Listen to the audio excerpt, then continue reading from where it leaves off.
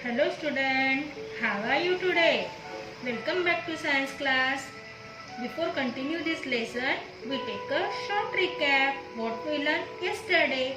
Yesterday we learned family tree. Today we learn shifting from place to place. Before study, I will ask you some question on yesterday's topic and give you answer me. Okay? Then start. Question number 1. How many children did Akash grandfather have? How many children did Akash grandfather have? I repeat the question. How many children did Akash grandfather have? आकाश के दादाजी को कितने बच्चे थे? Tell the answer, student. Yes, yes, yes. It is correct answer. Akash grandfather have 3 children, 2 sons and 1 daughter. Okay, it is correct answer. Then question number 2. What was the name of Akash great grandfather? What was the name of Akash great grandfather? आकाश के बड़े दादा दादी का नाम क्या था? I repeat the question. What was the name of Akash great grandfather have? Tell the answer, student. Yes, yes, yes. It is correct answer. Mr. Anil Ahuja and Mrs. Archana Ahuja. Let Mr. Anil Ahuja and let Mrs. Archana Ahuja. It is absolutely correct answer. Then question number 3. What was the name of Akash cousins? What was the name of Akash cousins? आकाश के cousins के नाम क्या थे? आकाश के बहन भाई के नाम क्या थे? Tell the answer, student. Yes, yes, yes. Absolutely correct. Akash have 4 brothers and sisters. Akash cousin have 4 brother and sisters. These names are Alka, Simmi, Sakshi and Pawan. It is correct answer. Then now today we will learn shifting from place to place. Before study, you take your pencil or highlighter in your hand and I will tell you which sentence is highlighted. Highlight this sentence. Okay, shall we start? Then start. Shifting from place to place, एक जगह से दूसरी जगह किस तरीके से आते जाते हैं या एक अपनी जगह कैसे बदलते हैं. Earlier some families live in a place for many generation in joint family. पहले के ज़माने में क्या होता था? जो लोग होते थे, जो लोग एक जगह पर कई पीढ़ियों से, कई जनरेशन से, मतलब दादा परदादाओं से भी वो उसी जगह पर रहते थे और वो जॉइंट फैमिली रहते थे, मतलब संयुक्त परिवार, पूरा भरा पूरा परिवार, दादा दादी चाचा चाची बहन भाई, ये सारे परिवार जॉइंट परिवार की तरह रहते थे. But today's big family are rare. But आज के ज़माने में क्या हो गया है कि जो परिवार है, बड़े परिवार है, वो कम ही दिखाई देते हैं या कम दिखने में मिलते हैं. Some member of families have to move from one place to another place. इस फैमिली के कुछ मेंबर जो होते थे वो एक जगह से दूसरी जगह आते थे. क्यों आते जाते थे? उनको इच्छा होती थी कि एक जगह नहीं रहना चाहिए, हमने नई जगह पे जाना चाहिए. नहीं, उसका रीजन है the movement of people from one place to another place to work and live is called migration.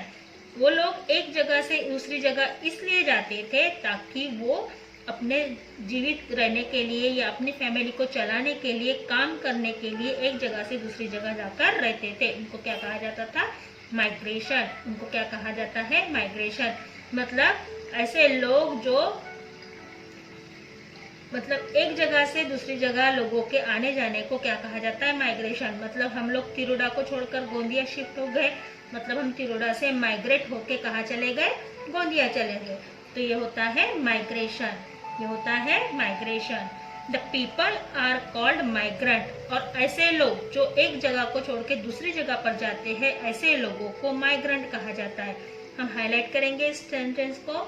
The movement of place, the movement of people from one place to another to work and live is called migration and the people are called migrant. और ऐसे लोगों को क्या कहा जाता है? Migrant, मतलब प्रवासी. There are several reason for migration. Migration के कई सारे कारण हो सकते हैं, जैसे किसी को बड़े शहरों में जाने की इच्छा हो, वहाँ जाकर अच्छा काम धंधा ढूंढने की इच्छा हो, या फिर किसी को बड़े शहर से अपने गांव वापस आकर गांव का विकास करना हो। ऐसे कई रीजन हो सकते हैं माइग्रेशन के। Some people have turn the page number 2। Okay, put pencil on sentence. some people have transferable job. कुछ लोगों की ट्रांसफर होती है, मतलब एक जगह से दूसरी जगह तबादला होता है, एक जगह से दूसरी जगह उनको जाना होता है। Anuj father is an IAS officer. Anuj के पापा IAS ऑफिसर है। He is transfer to different cities in India after every 2 or 3 years। उसके पापा की हमेशा ट्रांसफ़र होती रहती है एक शहर से दूसरे शहर। भारत के अलग अलग शहरों में उसके पापा की ट्रांसफ़र हर 2 या 3 साल में होती रहती है। Every time he take his family to a different city. हर बार वो अपने परिवार को अपने साथ दूसरे गांव में या दूसरे शहर में लेकर जाते हैं। Anuj and his younger sister have to join a new school. और अनुज और उसकी जो बहन है वो हमेशा नए स्कूल में जाते हैं, क्योंकि उसके पापा की ट्रांसफर होती है तो वो अपनी फैमिली को अपने साथ लेके जाते हैं, इसलिए अनुज और उसकी सिस्टर हमेशा नए स्कूल में जाते हैं, है ना। In villages farming and rearing cattle are the only source of income. इस सेंटेंस को आप हाईलाइट कीजिए। In villages family farming and rearing cattle are the only source of income. गांव खेड़ों में जो छोटे देहाती लोग होते हैं, गांव होता है, खेड़ा होता है, वहाँ के लोग सिर्फ क्या करते हैं, खेती करते हैं और पशुपालन करते हैं। मतलब जो गाय भैंस होते हैं, डोमेस्टिक एनिमल्स होते हैं, दूध देने वाले जानवर होते हैं, उनको पालते हैं और इसी से वो पैसा कमाते हैं। Job opportunities in villages are less, so people move to city for jobs. और यहाँ पर जो रोजगार की जो संधियाँ होती है या रोजगार जो मिलता है, जॉब्स जो मिलती है, इस विलेजेस में बहुत कम होती, क्योंकि जो छोटे गांव होते, खेड़े होते, वहाँ पर फैक्ट्रीज नहीं होती है, वहाँ पर बड़े बड़े प्लांट्स नहीं लगते हैं, जिसकी वजह से वहाँ के लोगों को कोई भी काम धंधा नहीं मिलता है। Some people in towns and cities move to other countries to earn money. कुछ लोग क्या करते हैं, छोटे शहरों से बड़े शहरों में जाते हैं, या फिर बड़े शहरों से दूसरे फॉरेन कंट्रीज में, दूसरे गांव शहरों में जाते हैं। People who move from their native country to another country are called immigrants. ऐसे लोग जो अपनी रहती हुई कंट्री को, अपने रहते हुए देश को छोड़कर दूसरे देश में जाते हैं, उनको इमिग्रेंट्स कहा जाता है। ऐसे लोग जो अपने देश को छोड़कर दूसरे देश में जाते हैं, उनको क्या कहा जाता है, इमिग्रेंट्स कहा जाता है। They are known as immigrants. They are known as immigrants. Immigrants and immigrants. Okay, in the country where they settle down। ऐसी जगह जहाँ पर वो जाकर बस जाना चाहते हैं, उनको क्या कहा जाता है, इमिग्रेंट्स। क्या कहा जाता है, इमिग्रेंट्स। मतलब ऐसे लोग जो अपनी रहती हुए देश को छोड़कर दूसरे देश में चले जाते हैं और वहीं पर हमेशा के लिए रह जाना चाहते हैं, तो उनको इमिग्रेंट और इमिग्रेंट कहा जाता है। Many times people are forced to move from their native places from several reasons। कभी कभी क्या होता है, जो बहुत सारे लोग होते हैं वो किसी कारणवश या किसी जबरदस्तीवश अपनी रहती हुई जगह को छोड़ के दूसरी जगहों पर चले जाते। For example, property, construction of dams and roads, earthquakes and cyclones are some such reasons. क्या होता है, कभी कभी किसी चीज का जो बांधकाम होता है, मतलब कंस्ट्रक्शन होता है, जैसे कि डैम बनाना है, रोड्स बनाना है, जैसे हमारे तिरोडा में अभी नालियाँ बन रही है, तो उसके कंस्ट्रक्शन के लिए लेबर बाहर से आते हैं, उस वजह से भी लोग एक जगह से दूसरी जगह आते जाते हैं।